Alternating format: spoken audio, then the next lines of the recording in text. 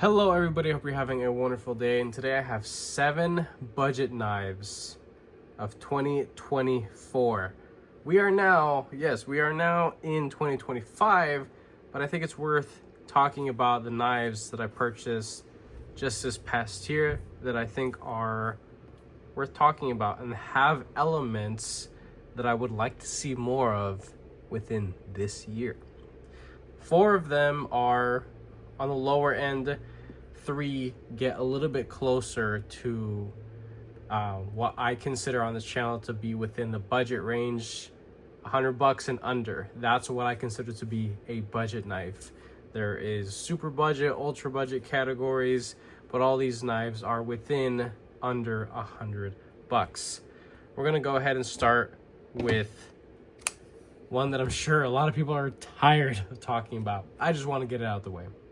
The reason why this is on here and the reason why this is the first to be shown, it's because I love what this represents. It is a full-length, lightweight, plenty capable budget knife. It has a beautiful Wharncliffe blade.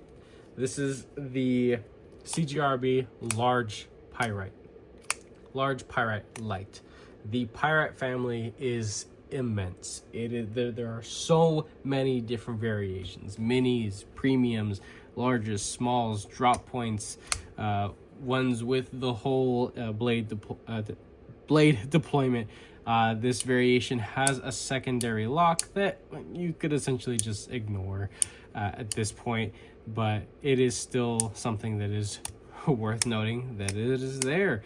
Ambidextrous carry, you can flip the pocket clip to the other side. ARPM 9, you can get the Pyrite in a ton of different variety blade material as well. But as this thing sits in its absolute base form with its ARPM 9, it is plenty good stuff, and absolutely a wonderful lightweight office EDC kind of knife right here. This right here is an absolute winner from last year, and if something of this size isn't for you, then the smaller variation is available in a multitude of different flavors, and we'll get that out just for size comparison real quick. So there's the difference within the two. I have a large to extra large size hands. Both of them are absolutely comfortable. I prefer the larger one just cuz, but the smaller one doesn't have any less utility than the larger one. So that guy's out of the way. Another one from CGRB, and one that I did not think I was going to have in the pocket as often as I did last year. This is a CGRB Prado, designed by Ray Laconico. Something that is having me fumble with this a little bit. Something that's a little bit different about this particular unit that I did modify is the pivot system. This has Skiff thick washers, and I do have a discount code. You could use it if you like. I also have an affiliate link that does support the channel. The 10% discount code is JTT10, just the tip 10, so without the EDC part. So JTT10 is a discount code that you could use and apply to your order at Skiff Blade Works or Skiff Workshop. But I have thick washers in here, and the action is very smooth and enjoyable to me. The bearings that this came with were a little bit of a letdown. That made the knife feel a little cheap, but I was able to achieve solid lockup side to side, no sorts of funny business with the thick washers, and after they broke in, buttery smooth pivot action. One of the things that I love about this knife is that it is simple. It is no nonsense. It is ultra affordable. Again, with ARPM 9 blade material, the tip is a little bit on the higher side, as this is a clip point Bowie style kind of blade. In a way, you look at it however the hell you want, but it's not just your traditional drop point. I still have yet to do my blade modification to this. I've just been busy with the whole past holiday season and all, but this is still a wonderful knife. Definitely on the lengthier side, but this thing weighs damn near nothing because you have a butt ton of weight relieving, probably the most amount of skeletonization that I've seen on a knife of this size. And the liners that are steel are inset as well, which adds a level of premium to it. And so you have a rather lengthy, large, capable knife in such a slim and compact delivery here. 3.5 ounces. Doesn't really weigh much for what the overall knife would suggest, and that's why I love this knife. I hope to see more stuff that feels as good as this does, because it doesn't feel cheap, it doesn't feel like a toy. It is nice and solid, structurally speaking, but incredibly lightweight for the overall length. This is a very lengthy design right here, and I absolutely love it, and it's found its way into the pocket many times. You can also reverse the clip to the other side. This is one of their crossbar locks that does not have any room for adjustment. There's only one position for the Omega springs, and you know what? They knocked that out of the park. And if you guys are longtime viewers of this channel, you know that I'm a very picky individual when it comes to the tension of Omega springs from the factory. And these guys, they did it. This is very satisfying Omega spring action. Another one that has Omega spring actions, but I promise by a different manufacturer. This is the Kubey Hound. There's some stuff on the blade here because I use this thing quite a bit. Kubey Hound, designed by Max. And the reason why this is on this list is because this is a around $50-$55 knife that is executed extremely well for the price point. You have 14C28 and blade material that is extremely thin. It comes to a very pokey tip. This is a trailing drop point, a full-length trailing drop point, and it comes down to a rather thin edge. I have a 16-degree edge on here, and it doesn't even look like it's, you know, that crazy looking, but this thing is plenty slicey and aggressive. The pocket clip, it is only for right-handed position only. This does have a crossbar lock design, and it has 3 different tension settings, so you have a little bit of room for customization. I have it smack in the middle. Another interesting thing about this knife is that this comes from the factory on washers. That's something that you don't really see too often, and you wouldn't think a knife looking like this would come from the factory with washers. It was an interesting experience to get it started, to get it broken in, but as you can see, this thing is plenty fidgety still, and very smooth and satisfying. It looks a little awkward, but in hand, it is absolutely comfortable. I love using this thing, having it in a pocket. If you want to do some reverse grip too, you can, if that's a position you find yourself needing a knife in often. The holes are here to stay. The holes in the blade handle, it's just part of the design language that was utilized while making this particular one here.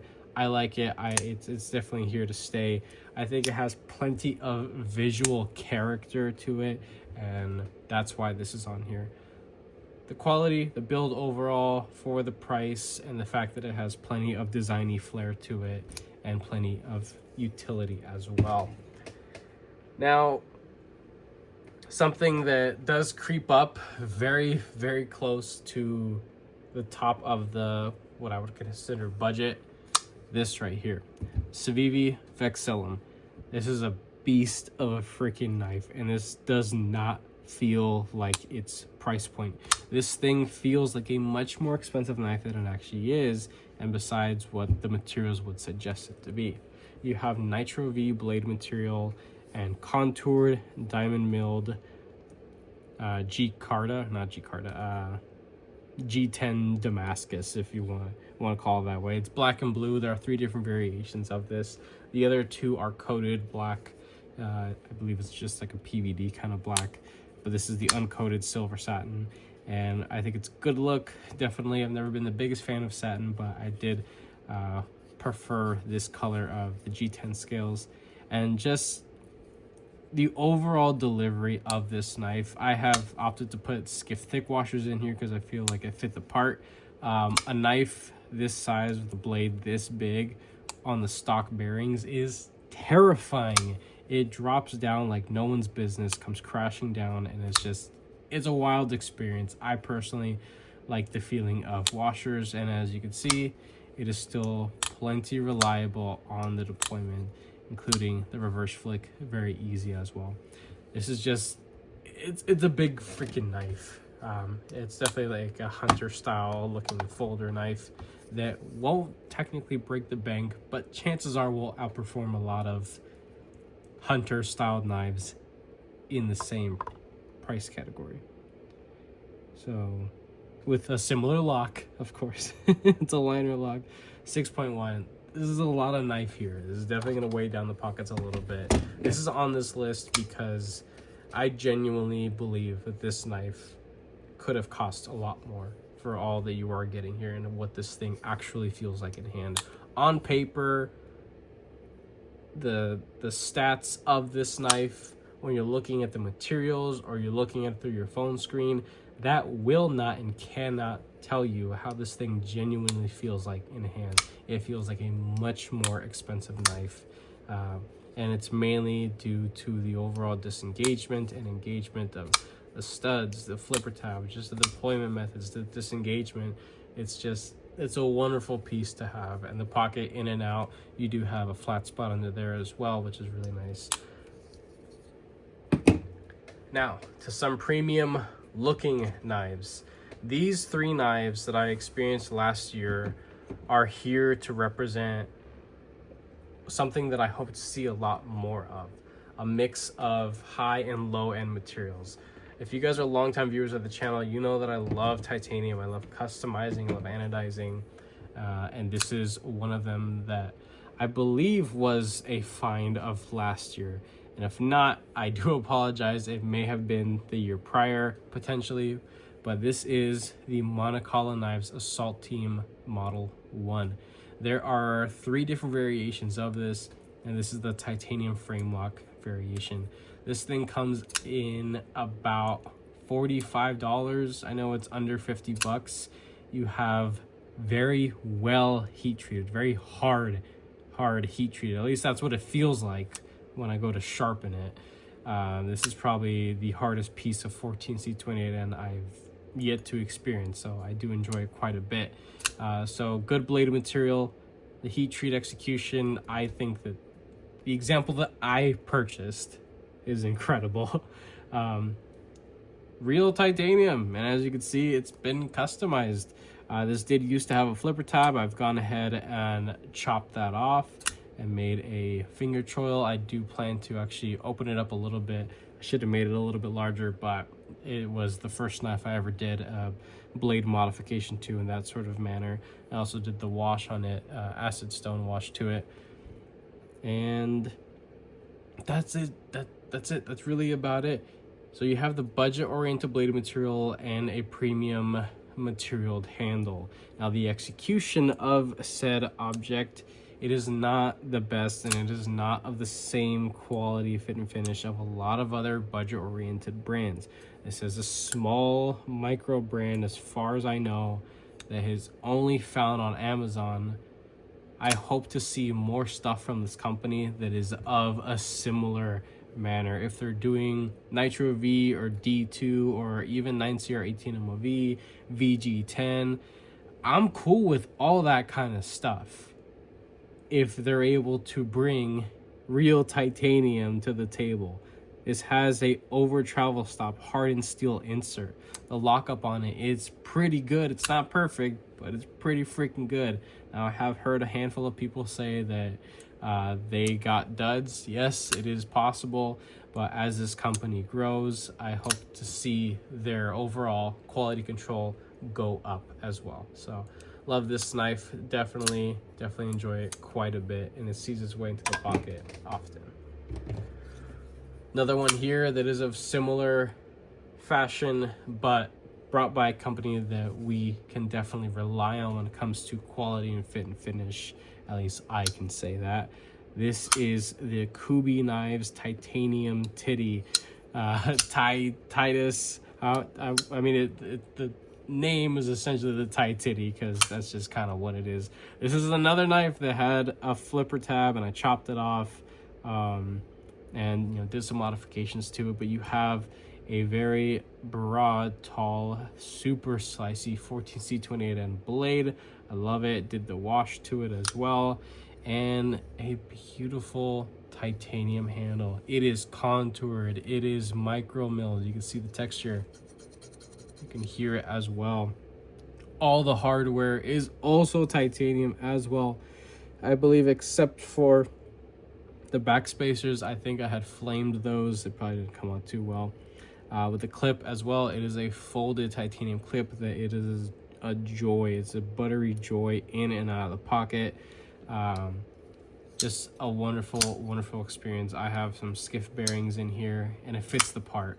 Love this freaking thing. If you know, you know. This is a good one for sure.